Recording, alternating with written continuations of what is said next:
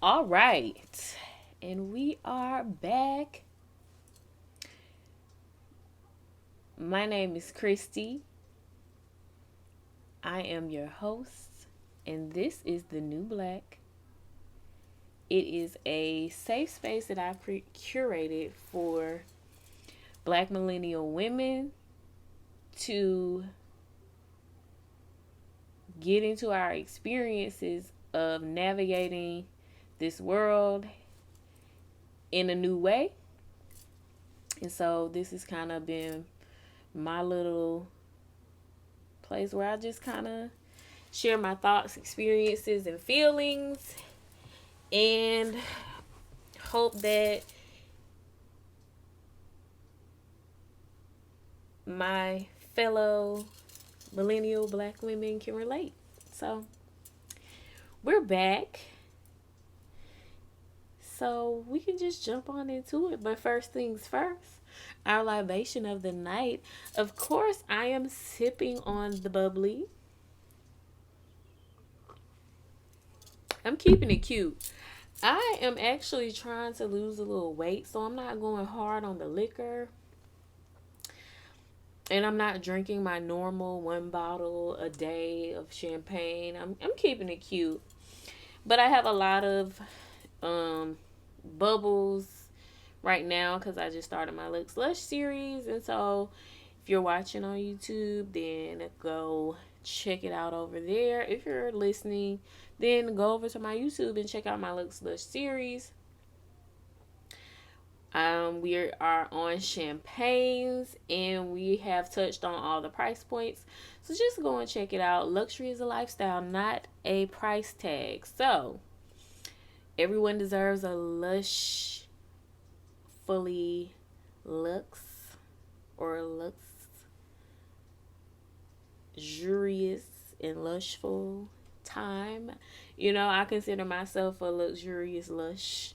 I love to lush. I enjoy being tipsy and just reveling in the deliciousness of spirits. But, which is why I'm typically sipping on a little something every time I come on to here and I share with you guys. And so I am back on the Gruet Blanc de Noix. And it is one of my faves of the sparkling wine. I haven't popped open any champs just yet, but I got plenty of it, so don't worry about it, y'all. I'll be back. So tonight I want to get into, and this one I'm not sure. I don't talk about my spirituality a lot, but after the whole Michael Todd and the body fluid spitting situation debacle scandal, actually it was a scandal, we'll just call it what it was. It was a scandal in the church community, in the non-church community, in the Black community. It was a scandal. Okay, the streets was a buzz. The streets was a buzz. Now, as a non-church goer myself, excuse me, whew. As a non-church goer myself, I honestly can't, I just can't even imagine. I'm not letting nobody put spit on me. Not even my mama. My mama don't spit on me, and we share the same DNA. Like, no. Absolutely not, ma'am or sir. But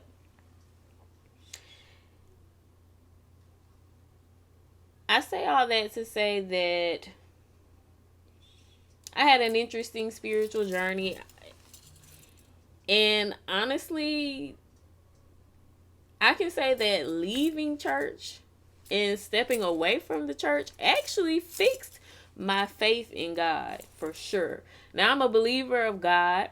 I am a Christian by birth. I grew up in a Christian, Baptist, Bible based family. My family's like, if you from down south and you from a kind of small town even if you're not from a kind of small town, like even if you're from Atlanta, if you trace your family back further, it's very common that you have a family church. Even if you're from Atlanta, like been here this whole time, you have a family church. On my mom's side, we had a church. It was like one of those small Baptist churches you go to once a month. And then even like I just was talking to my dad, like my dad's dad, his family, we have a family church still. And it's like down in the country somewhere. They always be down further. I'm from the country and they down further in the country than that. Like it's always down a dirt road. Like it's a very sacred experience. That a family church, meaning this was the church your ancestors founded essentially, and it runs deep, y'all. It runs deep. But for my family, church was kind of growing up. It was kind of like something you did, but it wasn't like super intense. Like my grandmother is very heavily involved in church, but honestly, I think for her it's more of like a social activity. Like she just enjoys being around people. Like that's her ministry and gift, is being around people and being a mother and a grandmother and an aunt to people who don't have like that love and support. And so I think she really finds purpose in serving in church that way.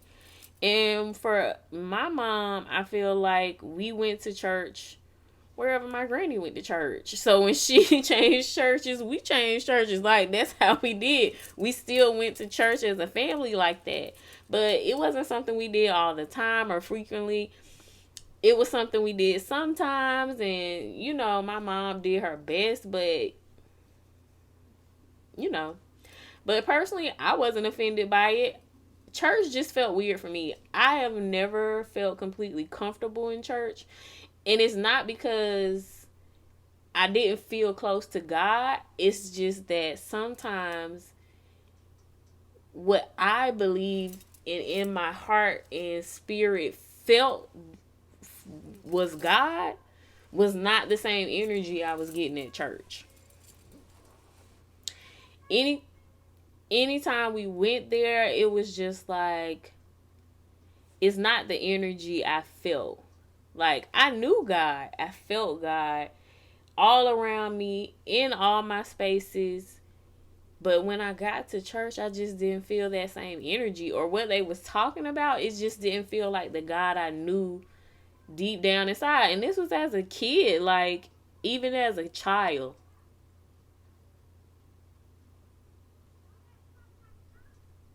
I'm sorry, y'all. My neighbors are being so ghetto right now. I hope y'all can't hear that. And this is a deep conversation. And it's late. I'm doing this thinking, people be resting, but I digress, y'all. Hopefully y'all can't hear that, but if you can, I'm so sorry.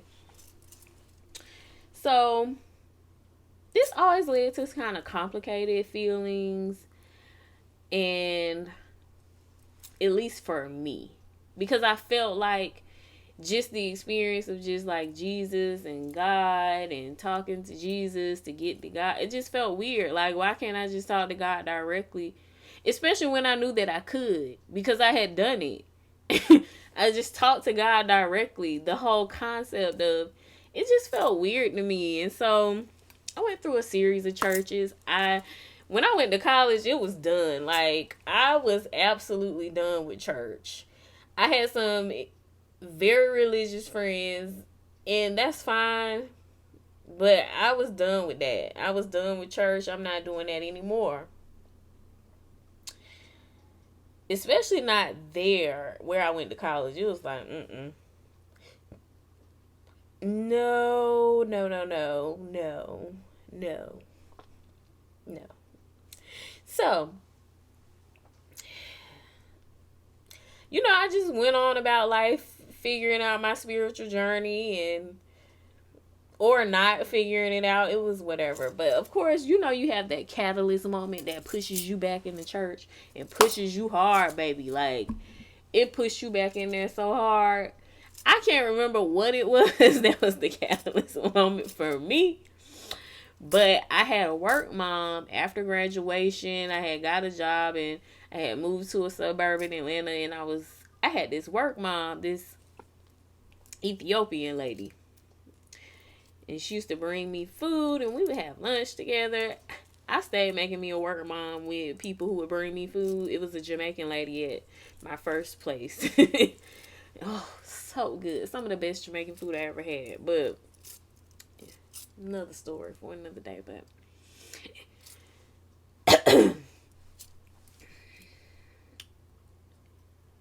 and she was like, yeah, you should try this church. And it was a church here in Atlanta. I won't say what it is, but not because it's a bad church or anything, but I just won't say what it is. So I started going there, and one of the appeals was that they had like a 1:00 service. And that was a big draw for me because I used to be in the streets heavy in my 20s.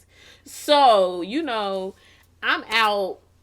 I used to be out Sunday to Sunday, baby. Like, I worked in retail. I was a manager. And so, your weekends vary. So, you probably worked one Saturday a month, one Sunday a month, 2 Saturdays a month.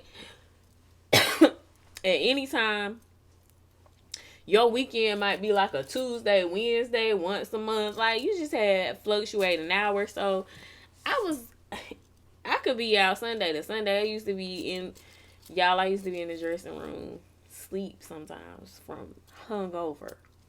Like, it was bad. But anyway, I got a good story time for that later, but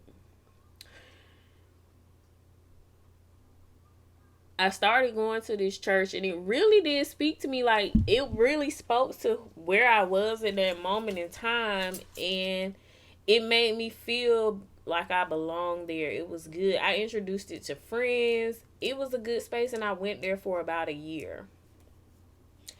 And I had friends who joined that church. They loved that church. I'm sure they still love that church. Made great connections. And I was there for about a year, like I said. But then it was the whole... One thing I started to learn about every church has an agenda and a message it stays on brand with. Their particular agenda and messaging was about marriage and premarital sex. That everybody had to be married in order to have sex. And I can honestly see a serious flaw in some of that teaching in the fruits of the people who were coming from that church.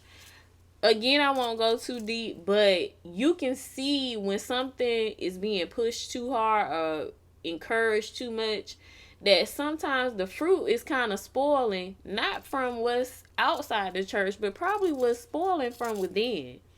And I don't think a lot of times people realize that, especially for people who've been in church a really long time. But they had a lot of transparency, and I found that in their transparency, a lot of that was kind of like, I don't know if you see it, but the root of your problem might actually be some of the teachings that you're learning in church. Maybe not this church in particular, but whatever. And so I don't like the messaging of encouraging people. I don't like the messaging of purity. Teaching people the concept that if you, especially in a religion based on the fact that no matter what you do, you are forgiven, that if you have sex before marriage, that you are somehow no longer pure. As if that's some standard that makes, to me, that's creating a standard of one person is not as good as the other because of the decision they made. While that may not be what they was trying to teach, that's exactly how it made me feel, and that didn't make me feel better. But I also didn't feel good about if I was having sex, somebody telling me that I was not pure or my worth was somehow changed by that. It made me very uncomfortable. And it wasn't conviction that I felt, it wasn't guilt that I felt. I felt like in a place where I should feel safe, welcomed, and loved for whoever I was, that wasn't giving me that. Even though that's what they claimed they was giving, that's not what I was feeling. And at the end of the day, how you're making me feel is what's the most important in this experience, especially when we're talking about someone's spirituality. So at that point, I kind of stepped away from it, and I felt jaded again. This was this like the second or third time this is happening in my spiritual journey, and I kind of just was confused. So fast forward some time, my mother came down with a mysterious illness. And so, I mean, y'all, it took at least a year. In the midst of that, she was going through a divorce. Like, me and my grandma were kind of just holding it down. Like, but it's funny how God works, because she had been sick and feeling better, and she came to Atlanta to visit and ended up sick and ended up in the hospital at Emory, because everything is in God's timing and it is truly divine. She ended up at Emory, which was much better, because when she was sick back home, no one was really telling me anything until later. So I couldn't really be in on what was happening, and that was causing me a lot of stress. So knowing that she was at Emory at the time, I lived super close to that hospital. And it was perfect. It was a teaching hospital. They figured out what was wrong with her. It was amazing. So it took for an extreme low to bring high. And that was the time, a real test of faith. Because then my faith was still shaky. And I was stressed. Essentially, I fell into a little bit of a depression. And the one thing that got me out of it was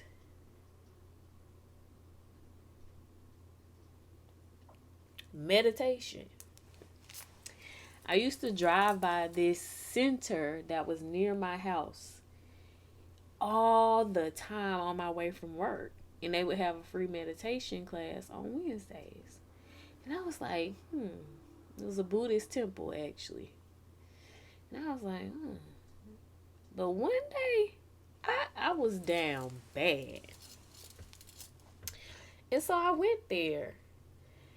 And it was like nothing I ever experienced before. But that feeling I got in the group meditation, like I felt it. It felt so good. The concept of complete strangers sitting in a space, not touching, not speaking, just literally shutting down.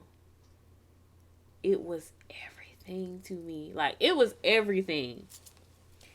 And that right there helped me to come back from the depression.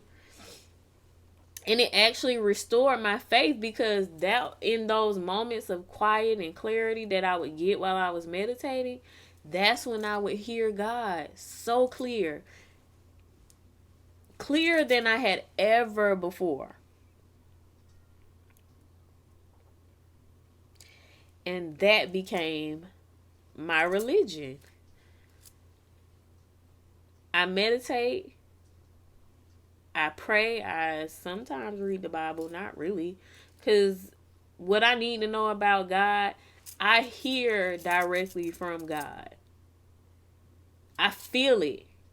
And that was my biggest takeaway about religion or about spirituality, was self-centering allows you to tap into your inner God so that you can feel God's presence. And from there, the spiritual journey just opened up. It was like an oyster of spirituality and some woo woo shit. Like the ancestors, all of that, the universe, the ancestors, God, they all coexist in my world. If not in yours, that's fine. Jesus too. They all coexist in my world. If they don't in yours, that's totally fine. But for me, that's when I found the peace. And I have so much peace. Self-centering is the best thing I ever did. Uh-oh. For my spirituality. That literally probably saved my soul. And so I just want to encourage that. So, my word for the day or night or for this session, I guess, is self-centering. People talk about self-centering like it's a bad thing, like it's a curse word. Being self-centered is not always bad. Self-centering for me has really allowed me to hear and tap into my mind, tap into my inner workings, and taught me to trust myself, trust my gut, and that is the epitome of faith. I have crazy faith now, like, because so many things happen in my life where I am literally not in control. I'm literally in charge of the outfits. Like that meme says, like, I'm literally in charge of the outfits. But I know what it is I want for my life. I communicate with God about that. But we already on the same page. And so I let God do the rest. And so I made peace with that. With everything about life, I'm at peace. Whatever happens, happens. It has taken an immense amount of fear from myself. Now, I ain't finna be up in here, touching snakes and,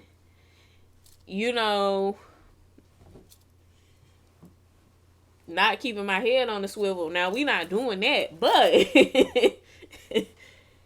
I have a lot less fear in life because I have a lot more faith. And so if you believe in the universe and manifestation, all that stuff, it became so clear to me how all that stuff aligns. So I leave that word with you, self-centering. Because that feeling you feel in your gut, when you you feel uncertainty, but your gut is telling you, that's God telling you. So don't ignore that feeling. So I'll leave you with that.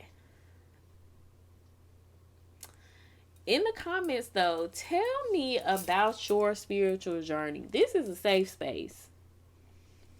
I want to hear about your spiritual journey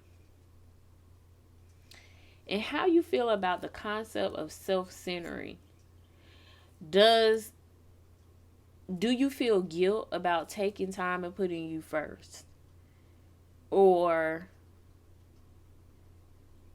do you feel like it's necessary? Like, what are your thoughts on that? Let me know in the comments. Let's discuss. I'm curious. So I'll leave you with that. And thank you for joining me for another episode of The New Black. I'll toast out to you and cheers.